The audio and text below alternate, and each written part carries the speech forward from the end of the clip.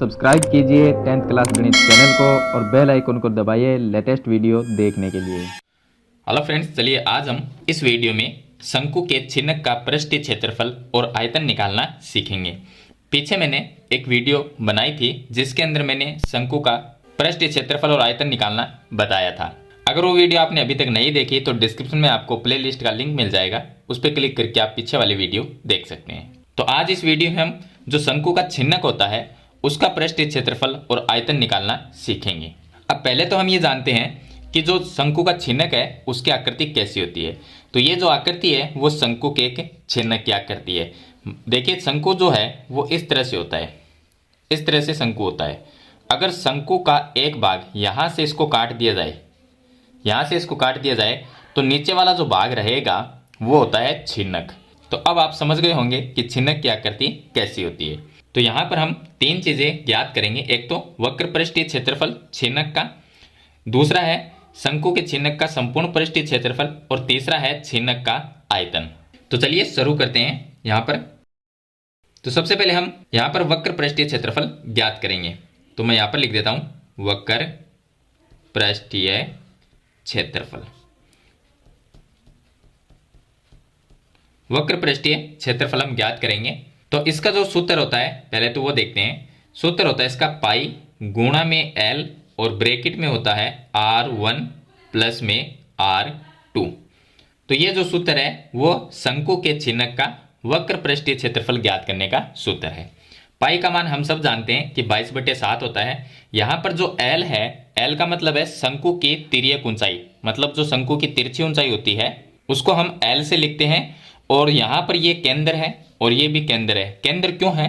क्योंकि शंकु का जो छिन्नक होता है उसके अंदर दो वृत्त होते हैं, एक वृत्त ऊपर का और दूसरा वृत्त नीचे का।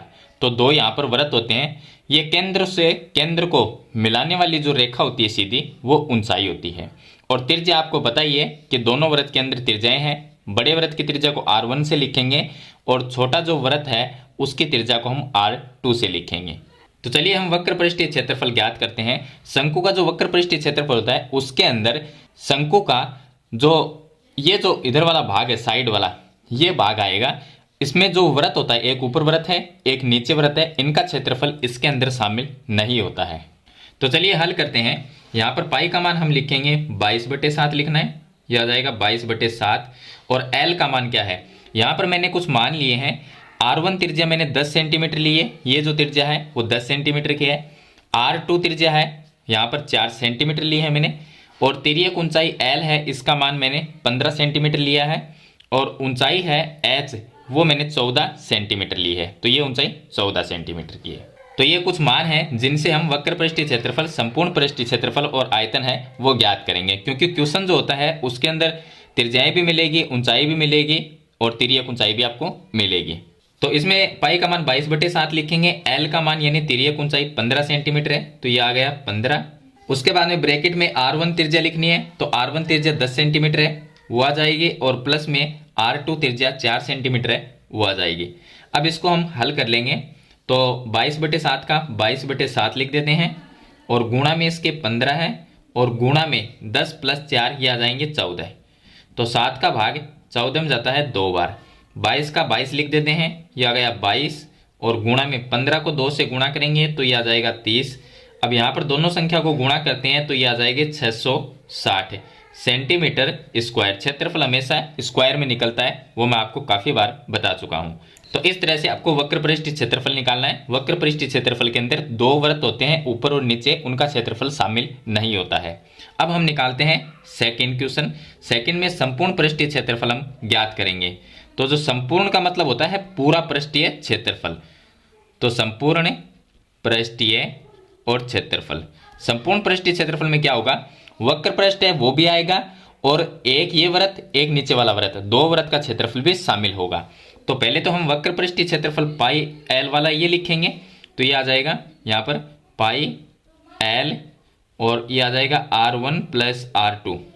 एक तो आ जाएगा ये वक्र पृष्ठीय क्षेत्रफल प्लस दो, एक ऊपर वृत्त और एक नीचे वृत्त, दोनों वृत्त का क्षेत्रफल शामिल होगा, तो वो प्लस में लिखेंगे।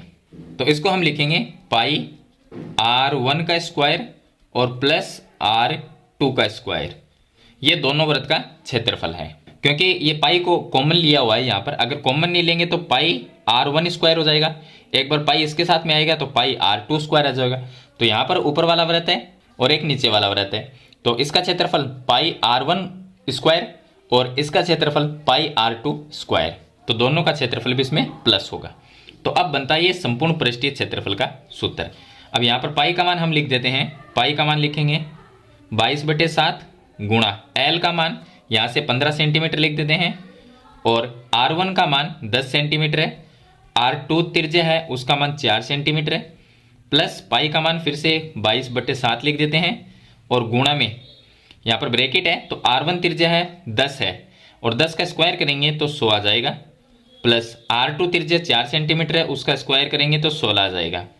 अब हल कर लेते हैं तो ये 22/7 आ जाएगा और गुणा में ये 15 आ जाएगा, फिर इसके गुणा में 10 + 4 ये 14 आ जाएंगे, फिर प्लस 22/7 आ जाएगा और गुणा में 100 + 16 तो ये आ जाएंगे 116 आ जाएगा। अब 7 का भाग इसमें देंगे 2 बार चला जाएगा तो ये आ जाएगा 22 और गुणा में 15 को 2 से गुणा करते हैं ये आ जाएगा 30, प्लस यहाँ पर 22 का 22 लिख देते हैं और इसके गुणा में 7 का हम 116 में भाग दे देंगे तो ये आ जाएगा 16.57। चलिए इनको गुणा करते हैं तो इनका गुणनफल आएगा 660, प्लस इन संख्याओं को गुणा करेंगे तो ये आ जाएगा 364.54। अब दोनों को प्लस कर देंगे, दोनों को प्लस करेंगे तो ये हो जाएंगे 1024.54 सेंटीमीटर स्क्वायर। ये आएगा जो छिन्नक है उसका संपूर्ण पृष्ठीय क्षेत्रफल। चलिए इसके बाद में हम तीसरा पॉइंट है आयतन, तो छिन्नक का आयतन निकालते हैं। तो यहाँ पर आयतन लिखेंगे।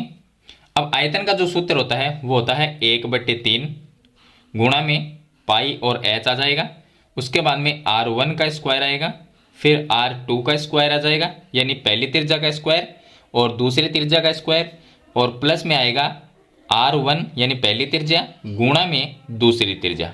तो ये आयतन का सूत्र है छिन्नक के। अब 1/3 का तो 1/3 लिखना है और पाई का मान हम जानते हैं 22/7 होता है।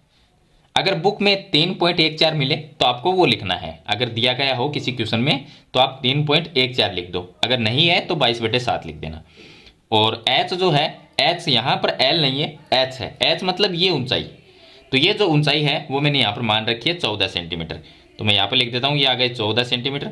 R1 जो त्रिज्या है उसका स्क्वायर कर देते हैं, तो R1 है 10, इसका स्क्वायर करेंगे तो 100 आ जाएगा और प्लस R2 त्रिज्या है 4 सेंटीमीटर, उसका स्क्वायर करेंगे तो 16 आ जाएगा, प्लस R1 R2 त्रिज्या है उनको गुणा करना है, तो R1 त्रिज्या है 10 ये आ जाएगा और गुणा में R2 त्रिज्या है 4, इनको गुणा कर देंगे तो ये आ जाएगा 1/3 और गुणा में आ जाएगा यहाँ पर 7 का इसमें भाग दे देंगे तो 2 आ जाएगा और 2 को 22 से गुणा कर देते हैं तो ये आ जाएगा 44 और उसके बाद में ब्रैकेट में 100 + 16 तो ये हो जाएंगे 116 और प्लस में 10 को 4 से गुणा करेंगे तो ये आ जाएगा 40। आगे लिखेंगे तो 1/3 और गुणा में आ जाएगा 44, फिर गुणा में इनको प्लस कर देंगे तो ये आ जाएंगे 154 आ जाएंगे। अब 3 का भाग 154 में पूरा जाता है, यहाँ पर आ जाएगा ये 5 और 156 आएंगे, यहाँ पर 154 नहीं 156 आएंगे, 116 + 40 है और 6 में 3 का भाग जाएगा 2 बार, तो 44 और 52 रह गया। अब हम 44 को 52 के साथ में गुणा कर देते हैं तो ये आ जाएगा 2288 यानी कि 2288 सेंटीमीटर क्यूब। ये आ जाएगा शंकु के छिन्नक का आयतन। तो इस तरह से आप सूत्र से वक्र पृष्ठीय क्षेत्रफल, संपूर्ण पृष्ठीय क्षेत्रफल और आयतन ज्ञात कर सकते हैं, वो भी शंकु के छिन्नक का। तो शंकु का कैसे निकालना है मैंने पीछे एक वीडियो बनाई थी और शंकु के छिन्नक का किस तरह से निकाला जाता है वो इस वीडियो मैंने आपको कंप्लीट बता दिया है। मेरे ख्याल से आप शंकु के छिन्नक का पृष्ठीय क्षेत्रफल और आयतन निकालना सीख गए होंगे। फिर भी इसके बारे में कोई सवाल या सुझाव है तो मुझे कमेंट बॉक्स में जरूर लिखना। वीडियो पसंद आए तो इसे लाइक और शेयर जरूर कर देना। इस चैनल पर आप नए हैं तो सब्सक्राइब करना। हम मिलते हैं नेक्स्ट वीडियो में, तब तक के लिए थैंक यू।